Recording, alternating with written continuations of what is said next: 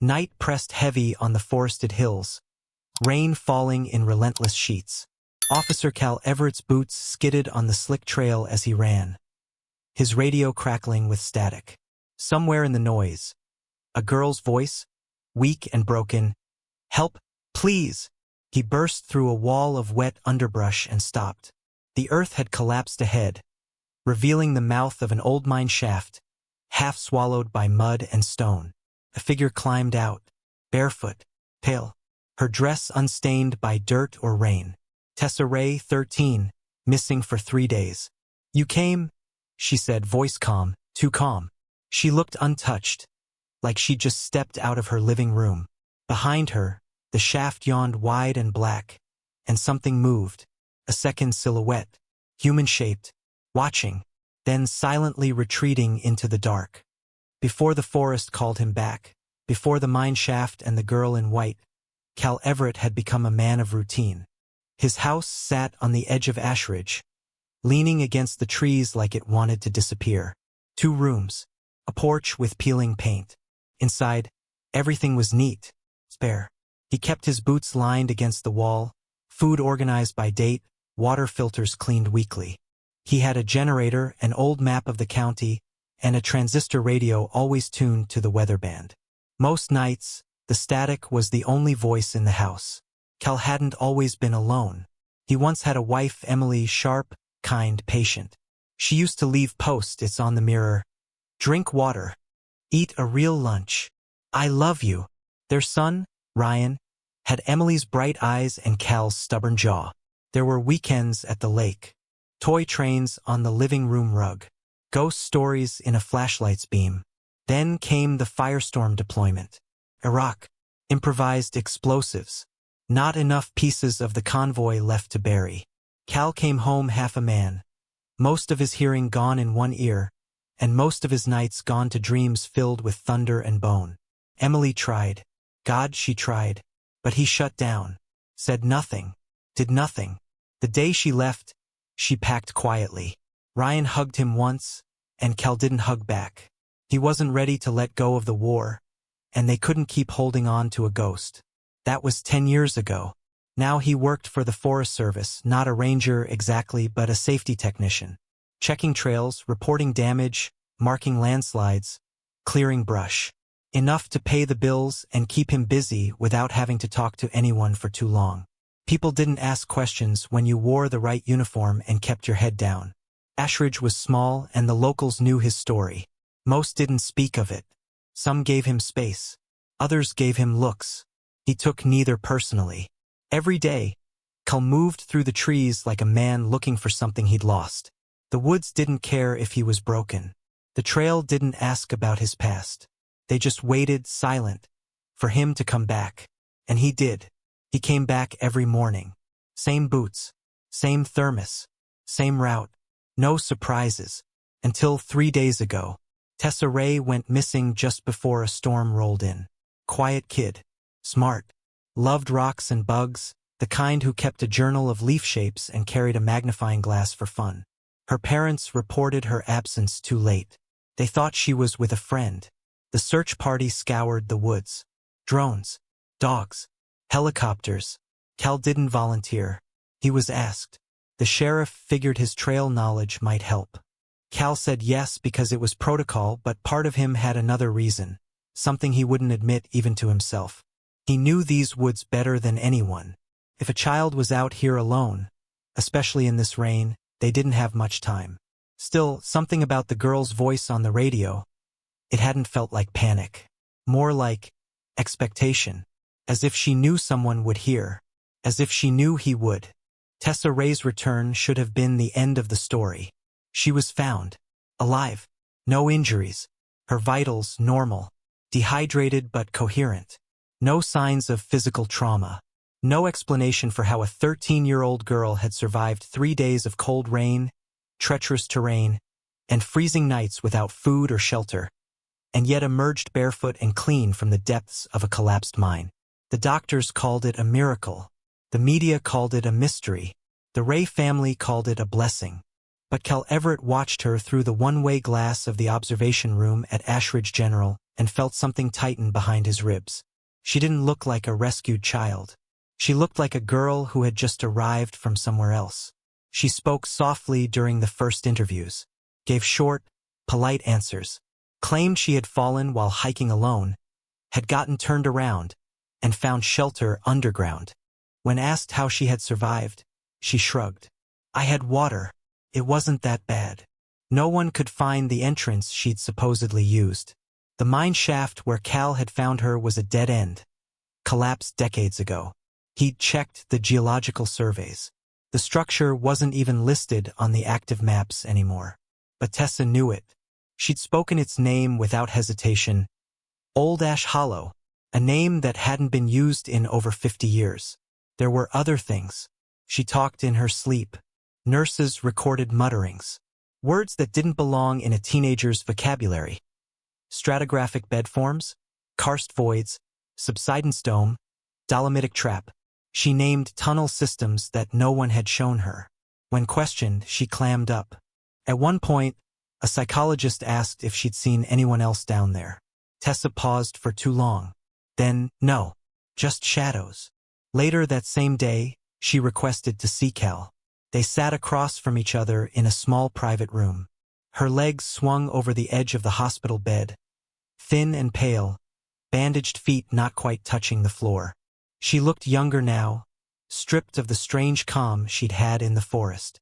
There was something fragile in her silence. He waited. Finally, she spoke. You believe me, don't you? I don't know what I believe, he answered truthfully. She nodded like that made sense. Her eyes flicked to the corners of the room, as if making sure no one else was listening. Then she leaned in, her voice barely audible. He's still there. Cal didn't ask who. Tessa went on, her hands twisting the hem of her blanket. I wasn't the only one. He didn't want me. Not really. I think I was just supposed to watch. Watch what? They call it the Order. He says they're safe down there, that they're chosen. But they're not. They're trapped. Tessa, who is he? She didn't answer right away. Then, he says he's older than the mine. She met his gaze. Her eyes weren't full of tears or fear. They were full of a strange, terrible certainty. They won't believe me. I told the doctors. They smiled, said it was shock. But it's not. I remember everything. Cal studied her, saying nothing. She took a breath. I can show you the other entrance. The one nobody knows about. But I'll only go with you. He exhaled slowly. Why me? Because you came, she said again. As if that explained everything. That night, Cal drove home in silence. He tried to brush it off. The girl was traumatized. Maybe delusional. Maybe influenced by the stories she'd heard from locals. People talked about the mines all the time. Ghosts, disappearances, strange sounds echoing out of the hills. But it stuck with him. The precision of her language. The way she described the tunnels. As if she'd mapped them. He stayed up late going through old forestry archives, piecing together references from before the mine collapse. He found mentions of underground networks not officially surveyed, unregulated extensions dug illegally during the mid-20th century, before safety codes were enforced. There were rumors of sinkholes and reports of children going missing near the southern ridgelines in the 70s. Cases never solved. Faded newsprint. Names no one remembered anymore. The more he read, the more the silence around it all began to feel deliberate. And something else, one name kept surfacing. Elliot Marsh, a geologist, employed by the Ashridge Mining Consortium from 1951 to 1963. Fired, then disappeared entirely. No confirmed death, no surviving family, gone. But in one archived memo, Cal found a quote attributed to Marsh during his final year on site. There are more than veins of or in this place. The mountain has layers of something deeper. I hear them singing sometimes. Cal shut the file. The silence in the room stretched, oppressive. He'd lived alone for years and never felt uneasy in his own home. But that night, he double-checked the locks on his doors. Then the windows. Outside, the trees bent in the wind, whispering secrets to each other. The next day, Tessa was scheduled to be transferred to a psychiatric care facility in the capital for observation. The official report called her account inconsistent, her terminology suggestive of exposure to geologic materials or media, and her mental state potentially dissociative. Cal arrived at the hospital an hour before the escort was due. He signed the papers, took responsibility. No one stopped him. By noon, they were walking together down the overgrown paths of the forest, toward a place that didn't exist on any current map. Tessa moved like someone who already knew the way. She didn't speak, just pointed. They reached a ridge Cal had walked past 100 times. One he'd never looked at twice. At its base, half hidden by tangled brush and moss-covered rock, was a narrow crevice. Not man-made, not exactly natural either. It exhaled cold air. Tessa turned to him, her voice steady. This is where it really starts. The opening was tighter than it looked.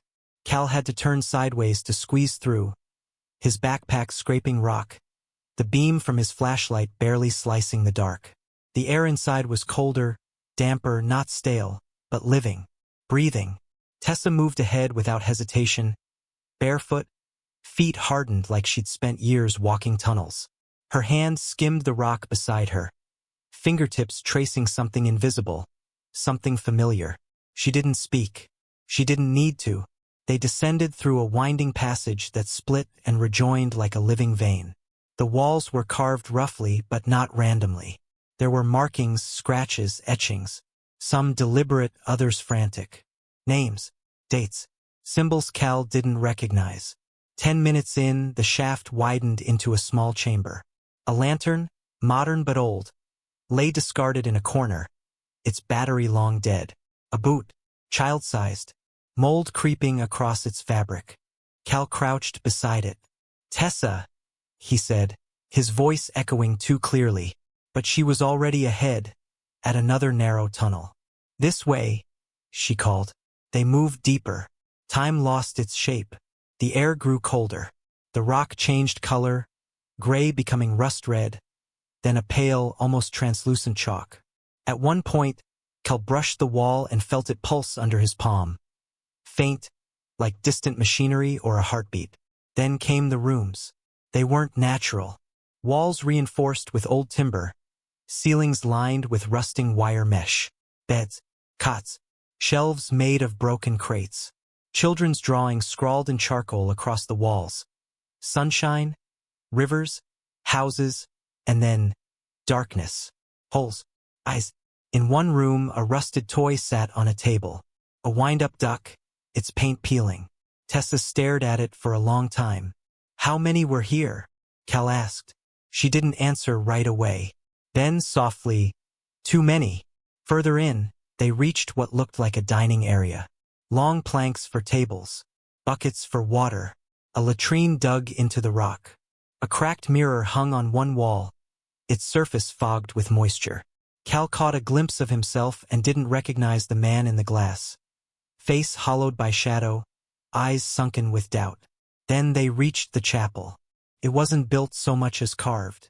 A domed chamber, high-ceilinged, with an altar made of stone slabs. Behind it, a wall etched with names, hundreds of them. First names only, carved by shaking hands. Lily, James, Anton, May, David, Mira, Ellis, Tomas, and others Cal couldn't pronounce. Beneath each, small handprints pressed into the rock. Tessa stood at the center, arms crossed tightly over her chest. "They prayed here," she whispered. He told them it was a sanctuary, that no one outside would understand, that they were safe as long as they obeyed. Obeyed what? She looked up. Her voice dropped lower. The silence. Cal felt something shift behind his ribs. "What is that?" "He says it lives in the stone," she said. "He says it listens." Cal approached the altar. A blackened book lay atop it. Not leather-bound, but bound in layers of oiled cloth, pages made of thin, brittle material, not paper. Something else. Inside he found diagrams, maps, rituals, rules, and sketches of children's faces. Dozens of them. Names written beneath in looping ink. His breath caught when he saw one name circled 3 times. Tessa Ray. She was watching him. "He brought me here because I was good with maps," she said. "Because I could learn fast. He said I'd be a record keeper. Said I had a good memory. But I saw things I wasn't supposed to see. Things they did when he wasn't teaching." Cal turned the page. Beneath it, a child's drawing of figures in a circle, holding hands, with blackness in the center. An eye without a pupil, ringed in stone. He closed the book. "We have to leave," he said. But Tessa didn't move. "There's more." She turned and led him into a side passage, tighter, steeper. Cal felt every breath in his chest. Claustrophobia climbed his spine. Just before he spoke, the tunnel opened into a vertical shaft, like a drilled well. From above, daylight leaked down, but the shaft itself was blocked halfway with a rusted metal grate. Beneath it, bones. Hundreds. Small skulls. Rib cages. Shards of shoes and faded cloth. Layers of death compacted into a pit of silence. Tessa didn't flinch. This is where they put the ones who didn't obey. Cal had seen bodies before. Too many. But this wasn't war. This was sacrifice. Calculated. Hidden. He stepped back, dizzy. They were told no one would look for them, Tessa said. That the surface had forgotten. That they belonged to the deep now. He turned to her. "Why are you really showing me this?" Her eyes flicked toward the dark. "Because he's still here. And I don't think he knows I remember." Cal moved toward her, crouching. "You're safe now." "No," she said flatly. "Not until it's gone." They left the chamber in silence. Back in the corridor, Cal used his sat phone to snap photos. Names. Drawings. The book. The pit. He tried to call out, send a message to dispatch. Nothing. No signal. They climbed back out, daylight burning their eyes. When they returned to Ashridge, Cal filed an unofficial report. Passed the evidence to the sheriff. Insisted the site be secured. But something shifted. The sheriff stopped returning his calls. The Forest Service sent someone to evaluate Cal's mental state. The file disappeared from the local case logs. No one mentioned the mine. No one came to inspect it. And a week later, someone broke into Cal's house. Nothing stolen except the sat phone. The message was clear. Tessa stayed silent. Pretended it was all a dream. To the doctors, she said she had exaggerated. Hallucinated. Imagined everything. But when Cal found her at the edge of the woods a few nights later, sitting with her journal in her lap, she didn't pretend. "They're going to bury it," she said. "Just like the others." "No," Cal said. "Not this time." He opened his truck door. Left the engine running. Tessa stood, barefoot again. She climbed in without a word. The official investigation was over. That was the first thing Cal noticed. The search efforts had been quietly concluded. The mine shaft where Tessa had emerged had been fenced off with a fresh warning sign, but no team was assigned to clear or study the site. A few photographs made it into local news. Grainy shots of the hills, a smiling Tessa from years ago, but nothing more. No mention of the other children. No mention of Elliot Marsh. The case, according to the report, was resolved. Teenager found safe after brief disappearance. Memory loss likely caused by psychological stress and exposure. That's what they called it. Brief disappearance. Cal knew better. So did Tessa. But no one else was listening. Sheriff Dane stopped answering his calls. Not out of malice. Cal could see it in his eyes during their last encounter in town. The man was scared. There was pressure from somewhere above. Not local. Not even state. Cal could feel it in the silence. Thick, instructed, systemic. They wanted it gone. Forgotten. Like it never happened. Cal wasn't surprised. During the war, he'd learned how quickly truth could be buried under protocol. But this time it was happening in his woods. With a girl who looked him in the eyes and asked for help. And with children still missing. He and Tessa returned at night. They bypassed the main entrances, cut through brush, and slipped through the hidden fissure like ghosts. Tessa brought a notebook. Cal brought a headlamp, a compass, water, and his old sidearm. Neither spoke as they descended. The air inside was thicker now, as if the tunnels were aware of them. Cal felt it in the walls, a low vibration, just under the range of sound, like a hum too deep to hear but impossible to ignore. They moved quickly past the makeshift rooms, past the chapel. Tessa avoided the pit. Cal could feel the weight of the buried children even from afar. Their names had become a litany in his mind, etched into him like the stone itself. They were halfway through a lower passage when they heard the voice. "Don't run, male. Calm. Unafraid." Cal raised the flashlight, and there he was, Elliot Marsh. He stood in the corridor as though he'd never left. Mid-50s, perhaps. Thick beard, dusty coat, eyes calm and unnervingly clear. His boots were clean, his shirt buttoned. "You're not supposed to be here," he said. Cal stepped in front of Tessa. Marsh held up both hands, almost amused. "I'm not going to hurt her. I wouldn't waste that." "You're dead," Cal said. "You've been dead for 12 years. "I've been forgotten," Marsh replied. "Not the same thing." Tessa didn't speak. Her hands were fists at her sides. Marsh looked at her, then at Cal. "She's brave.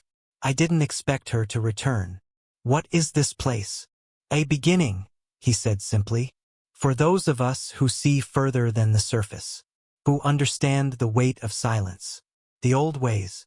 You took children. I offered them sanctuary, safety, purpose. You above. You raise them for war and then wonder why they vanish." Cal stepped forward. "You murdered them."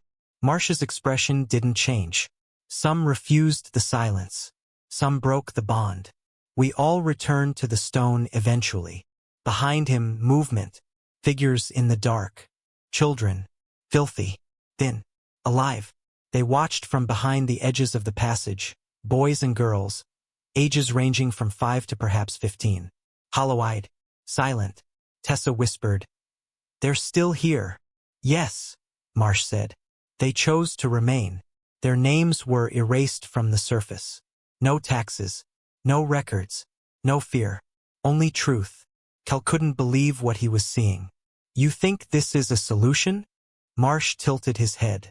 "It's the only one that has endured." He turned, gesturing behind him. The children followed without question, disappearing into the dark. "I'll be waiting, Officer Everett," Marsh called back. "But not for long." Then he was gone. Back at the surface, Cal sat in silence while Tessa wrote. She diagrammed the tunnel system by memory, marked every room, every symbol, every turn.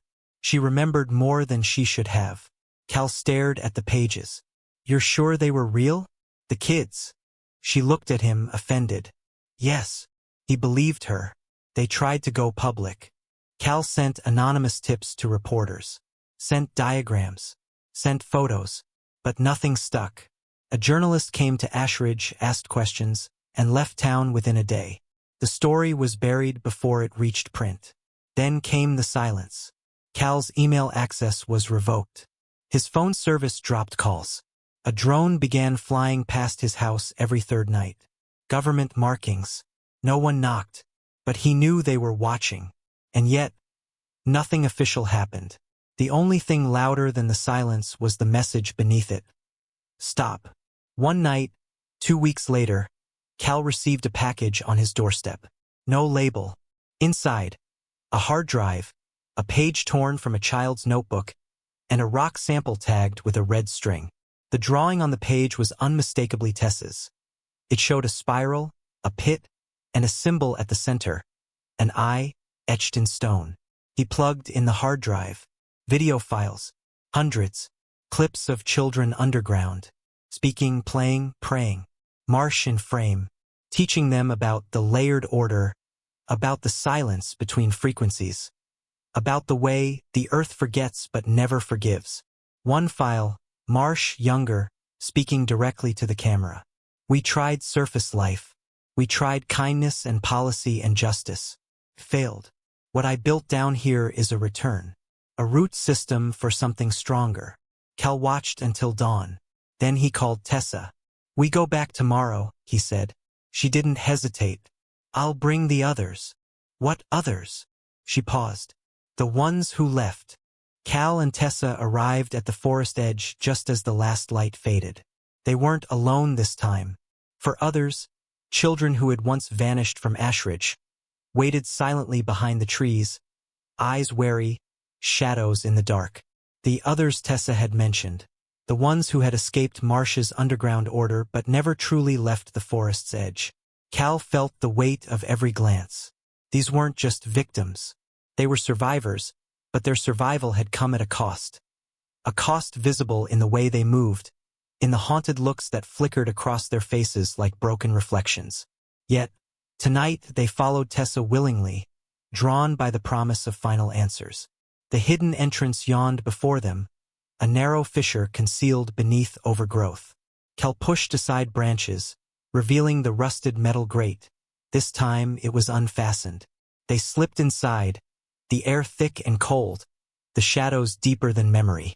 As they descended, the silence pressed down. No laughter, no whispered prayers. Only the drip of water and the faint, rhythmic tapping of unseen tools. They reached the lower tunnels, places even Cal hadn't dared to explore before. Then they found him. Elliot Marsh sat cross-legged on the stone floor, flanked by flickering candles. His eyes, sharp and piercing despite years underground, fixed on the small group. Around him, children, thin, pale but alive, watched with a strange calmness, as if they'd accepted their fates long ago. Marsh smiled. "You've come far, Cal Everett." Cal's voice was steady but hard. "It ends tonight." Marsh's smile deepened. "Endings are beginnings, officer. You see darkness and chaos, but down here we have order. Purpose." Tessa stepped forward. "You stole their childhoods. You made prisoners of children who only wanted to live." Marsh shrugged, almost gently. "You think the surface is safe? That the world above can protect them? No. I offered something better, a place where they belong." Cal's hand tightened on his sidearm. "They don't belong to you." The room seemed to hold its breath. Suddenly, Marsh stood and extended his hand. "You don't understand, but I'm prepared for this. You have no idea what you're about to unleash." Behind him, the children began chanting softly, a low hum rising through the chamber. The walls vibrated. Shadows shifted as if alive. Cal motioned to the others to stay back. "Tessa, stay close." The chanting grew louder, voices layering, echoing through the tunnels. The stone walls pulsed, and the air thickened with something ancient and malevolent. Then came the sound, a distant rumble that grew into a roar. The earth trembled beneath their feet. Cal realized what Marsh meant. This was no ordinary confrontation. Marsh had been preparing the mine itself. Suddenly, the ground beneath Marsh cracked open. Tendrils of darkness, like living shadows, snaked up the walls, enveloping the children. But as fast as they appeared, the shadows recoiled when Cal's flashlight beam cut through. "Back!" Cal ordered. Marsh laughed, dark and cold. "You can't stop it. The order grows." The children began to glow faintly, ethereal and fragile, as if suspended between two worlds. Cal fired a warning shot. The sound echoed like thunder in the chamber. At that moment, heavy footsteps echoed from the entrance. A rescue team, armed and cautious, flooded into the chamber, shouting orders. "Freeze!" a voice commanded. Marsh raised his hands again, unafraid. "I surrender." Cal's heart pounded, suspicious. But Marsh's surrender seemed genuine, almost expected. The children looked at Cal and Tessa with pleading eyes, fragile and lost. The rescue team quickly secured the area. Marsh was cuffed and led away without resistance. Cal watched him closely, noting the calm defiance in his gaze. But the victory felt hollow. The following days were chaos. Authorities processed Marsh's confessions, mapping the tunnels, cataloging the ritual notes found in his journals. A grim task force uncovered a burial ground hidden deep beneath the mine, filled with the remains of dozens of children, bones intertwined with rusted chains and faded toys. News outlets finally broke the story. The government had no choice but to respond. The mine was declared a hazardous site and sealed off, explosives used to collapse the entrances forever. But Marsh? He disappeared. No one saw him after his capture. Guards claimed he vanished during transport. Records were vague. A shadow behind a shadow. Cal and Tessa knew better. The darkness beneath the mountain was not so easily contained. 3 years had passed since the mine was sealed. The forest had reclaimed the hills, moss creeping over the collapsed entrances, wildflowers blooming where the earth had been disturbed. The wind whispered through the treetops, carrying away old secrets like forgotten leaves. Tessa lived with a foster family now, far from the shadows of Ashridge. She was no longer the quiet, haunted girl who had emerged from the darkness barefoot and wide-eyed. She was different, stronger, curious, alive. Her nights were no longer troubled by nightmares but filled with dreams of discovery. She had even started a geology club at school, leading classmates on hikes, explaining rock formations, and sharing stories of the Earth's deep layers. Cal visited her often, watching her laugh with friends, seeing the light return to her eyes. It felt like a small victory in a world that had once seemed determined to swallow them whole. He marveled at her resilience, the way she had reclaimed her life from the depths of that underground nightmare. For Cal, the years had been quieter but not without struggle. After the ordeal, he slowly opened himself to the world again. The isolation that had once protected him gave way to a cautious hope. One autumn afternoon, he called his son and invited him to spend a weekend at his cabin. An invitation neither of them had managed to extend before.